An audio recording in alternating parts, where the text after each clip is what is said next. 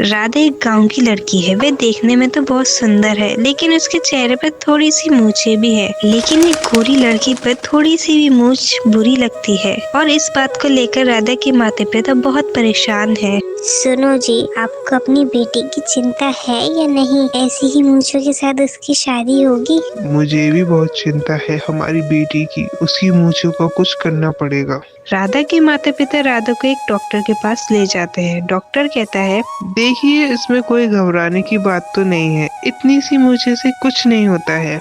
लेकिन पूरे गांव में ये बात छोटी नहीं थी। वे हमेशा राधा को चिढ़ाते रहते थे। इस बात से राधा को बहुत बुरा लगता था। ऐसे ही राधा के कुछ रिश्ते आते हैं और वे राधा को देखकर भाग जाते हैं। वे तीनों बहुत उदास थे। राधा की कोई दोस्त भी नहीं थी, बस राधा की एक ही दोस्त थी जिसका नाम था सुगंधा। सुगंधा राधा से कहती है, राधा तू अपनी मूछें मेकअप के सहारे से क्यों नहीं छुपा लेती? ये आइडिया राधा को बहुत अच्छा लगता है और वह अपनी मूछें मेकअप से छुपाने लगती है। कुछ दिन बाद राधा के लिए एक रिश्ता आता है। वे लोग राधा को देखकर बहुत खुश होते हैं और शादी के लिए हाँ कर देते हैं। थोड़े ही दिन बाद राधा की शादी हो जाती है और राधा अपने ससुराल में बहुत खुश रहने लगती है। एक दिन राधा की सहेली सुगंधा राधा से मिलने आती है। अरे राधा, सब कुछ ठीक चल रहा है ना? किसी को पता तो नहीं चला? सुगंधा, मैं मेकअप के सहारे से अपनी मूंछें छुपा लेती हूँ, किसी को शक भी नहीं होता है। तू क्या सारे दिन मेकअप में ही रहती है? हाँ, क्या करूँ, अब ऐसे ही रहना पड़ेगा। राधा को बहुत कठिनाइयों का सामना करना पड़ता था। कभी वे अपने सास से छुपाती थी तो कभी अपने पति से। एक दिन राधा का पति हनीमून के लिए 2 टिकट लाता है और कहता है, राधा, मैं गोवा की 2 टिकट लाया हूँ। हम अपना हनीमून वहीं बनाएंगे। ये बात सुनकर राधा बहुत चिंता में पड़ जाती है, क्योंकि गोवा में उसे पानी से नहाना जो पड़ेगा। और राधा इस बात को सोचकर अपने पति को मना कर देती है। लेकिन राधा का पति जिद पर अड़ जाता है और उसको घुमाने ले जाता है। पहले ही दिन जाकर राधा और उसका पति अब पानी में नहाते हैं। पानी की वजह से राधा का मेकअप पूरा धुल जाता है और राधा की मूछें दिखने लगती हैं। लेकिन राधा अपने चेहरे पर जल्दी से मिट्टी लगा लेती है, जिससे उसकी मूछें दिखना बंद हो जाती हैं। अब राधा गोवा से वापस आकर अपने कमरे में बैठी हुई रोती है।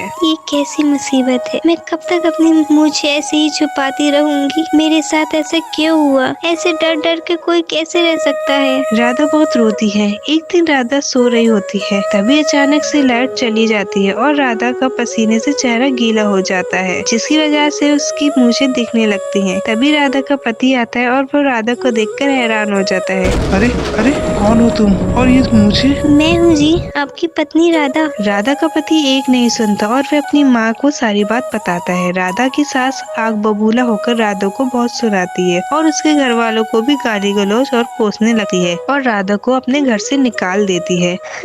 आप ऐसे कैसे कर सकते हैं? भला मूंछों की वजह से घर से निकालते हैं? मेरी मूंछें है तो इसमें मेरा क्या कसूर? राधा की एक नहीं सुनते और राधा को घर से बाहर निकाल देते हैं। राधा बहुत रोती है। कुछ दिन बाद राधा की सास और उसके पति की भी मूछें निकल आती हैं और वे दोनों भी बहुत घबरा जाते हैं। वे दोनों राधा के पास जाते हैं। राधा उन दोनों को देखकर कहती है, आप दोनों ने मुझे मूंछों की वजह से घर से निकाल दिया। ऊपर वाले ने आप दोनों की ही मूंछें दे दी। अब वे तीनों डॉक्टर के पास जाते हैं। डॉक्टर राधा के पति का एक दोस्त होता है और शहर का सबसे बड़ा डॉक्टर होता है। इसमें घबराने वाली बात नहीं है। आज के दौर में कोई भी काम मुश्किल नहीं है। मैं तुम्हें कुछ दवाइयाँ देता हूँ, जो कुछ दिन बाद तुम्हारी मूछें ठीक हो जाएंगी। अब कुछ दिन बाद उन तीनों की मूछें बिल्कुल ठीक हो जाती हैं। वे लोग राधा से माफी मांगते हैं और खुशी खुशी अपना जीवन बिताने लगते हैं।